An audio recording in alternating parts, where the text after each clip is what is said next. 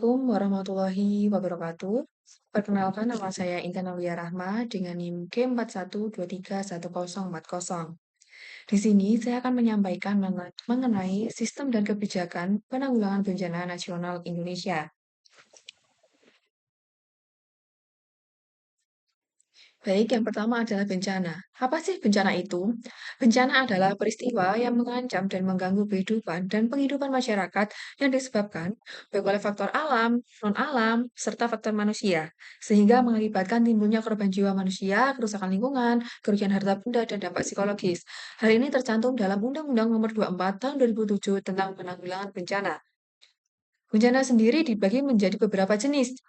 Yang pertama adalah bencana alam, bencana non-alam, serta bencana sosial. Bencana alam. Bencana alam disebabkan oleh serangkaian peristiwa, peristiwa alam seperti gempa, tsunami, tanah longsor. Tentunya adalah bencana non-alam. Bencana non-alam disebabkan karena rangkaian peristiwa non-alam seperti akibat teknologi atau penyakit seperti pandemi COVID-19 kemarin. Bencana sosial disebabkan karena rangkaian peristiwa akibat konflik sosial antar kelompok. Selanjutnya, penanggulangan bencana. Penanggulangan bencana adalah upaya penetapan kebijakan pembangunan yang berisiko timbulnya bencana, kegiatan pencegahan bencana, tanggap darurat, dan rehabilitasi. Kegiatan dari penanggulangan bencana ini meliputi 7 tahapan. Yang pertama, yaitu pencegahan bencana. Upaya untuk menghilangkan atau mengurangi ancaman bencana. Yang kedua adalah kesiapsiagaan. Persiapan menghadapi bencana melalui perencanaan dan pengorganisasian. Yang ketiga adalah peringatan dini, di mana menyampaikan informasi cepat kepada masyarakat di lingkungan yang berpotensi terjadinya dampak bencana. Yang keempat adalah mitigasi, untuk mengurangi resiko bencana melalui pembangunan fisik dan peningkatan sarana dan prasarana. Yang kelima, tanggap darurat. Tanggap darurat adalah di mana ketika bencana itu terjadi. Penanganan langsung saat bencana, evakuasi, bantuan, dan perlindungan korban. Yang keenam, yaitu rehabilitasi, pemulihan kondisi masyarakat, dan pelayanan publik pasca bencana. Rekonstruksi, yang terakhir yaitu pembangunan kembali sarana dan prasarana dan penghidupan kembali sosial ekonomi masyarakat yang terdampak. Penanggulangan bencana itu bukan hanya dari saat kejadian, tetapi dimulai jauh sebelum terjadinya bencana. Prinsip dari penanggulangan bencana. Prinsip dari penanggulangan bencana adalah cepat dan tepat. Penanganan dilakukan segera dan sesuai dengan kebutuhan. Prioritas mengutamakan keselamatan dan kebutuhan korban. Koordinasi dan keterpaduan dilaksanakan secara terkoordinasi antar segala pihak yang terlibat. Berdaya guna dan berhasil guna dilakukan secara efektif dan efisien. Transparansi dan akuntabilitas dilaksanakan secara terbuka dan dapat dipertanggungjawabkan. Kemitraan melibatkan kerjasama berbagai pihak. Keberdayaan adalah meningkatkan kemampuan masyarakat dan dalam menghadapi bencana. Non-diskriminatif, tidak membedakan perlakuan terhadap korban. Non-proletisi, tidak dipengaruhi oleh kepentingan politik. Tujuan dari penanggulangan bencana, yang pertama yaitu untuk melindungi masyarakat dari dampak bencana. Yang kedua, menjamin hak masyarakat dan pengungsi terpenuhi secara adil sesuai dengan standar pelayanan minimum. Yang ketiga, memulihkan kondisi setelah terjadi bencana. Yang keempat, mengurangi risiko bencana serta mengintegrasikannya dalam program pembangunan. Yang kelima, menyediakan anggaran penanggulangan bencana dalam APBN secara memadai. Yang keenam, menyediakan dana siap pakai untuk kondisi darurat bencana. Yang terakhir yaitu adalah menjaga dan mengelola arsip atau dokumen penting terkait bencana secara akurat dan terpercaya. Tahapan dari penanggulangan bencana dibagi menjadi tiga, yaitu ada pra-bencana, tanggap darurat, serta pasca bencana. Pra-bencana, perencanaan penanggulangan bencana saat jauh sebelum terjadinya bencana. Hal ini untuk mengurangi risiko bencana, pencegahan, serta mitigasi terhadap masyarakat di sekitar yang kemudian terjadinya menjadi korban potensi dari bencana. Pendidikan dan pelatihan terhadap masyarakat. Yang kedua yaitu tanggap darurat. Tanggap darurat adalah di mana saat terjadinya bencana. Penyelamatan dan evakuasi korban, pemenuhan kebutuhan dasar, perlindungan kelompok yang rentan, serta pemulihan sarana dan prasarana.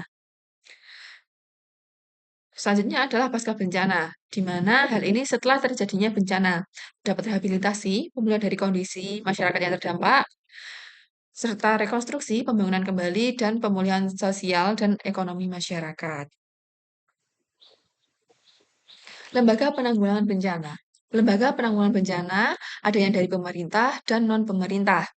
Nah, yang dari pemerintah seperti ada BNPB, Badan Nasional Penanggulangan Bencana, serta ada BPBD, Badan Penanggulangan Bencana Daerah, kementerian yang seperti yang terlibat seperti ada Kemensos, Kemenkes, BMKG, Basarnas, serta ada TNI dan Polri. Lembaga dari non-pemerintah ada PMI, LSM, swasta, masyarakat, dan relawan. Hal ini, semua pihak bekerja sama terkoordinasi oleh BNPB sesuai dengan Undang-Undang Nomor 24 Tahun 2007. Pendanaan dari penanggulangan bencana. Dengan adanya dana, hal ini akan mempercepat penanganan bencana serta tepat saat penyuluhannya di lapangan. Dana sendiri dibagi menjadi tiga, ada dana kontingensi, ada dana siap pakai, serta dana bantuan sosial. Dana kontingensi digunakan pada saat prabencana untuk melatihan kesiapsiagaan terhadap warga-warga di sekitar. Selanjutnya ada dana siap pakai digunakan saat tanggap darurat, evakuasi, bantuan logistik, seperti itu. Dana bantuan sosial digunakan pada tahap pasca bencana untuk pemulihan.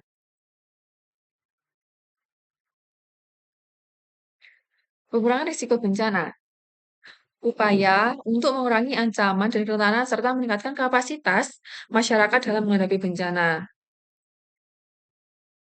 Yang pertama yaitu identifikasi risiko, mengenali potensi bahaya dan kerentanan.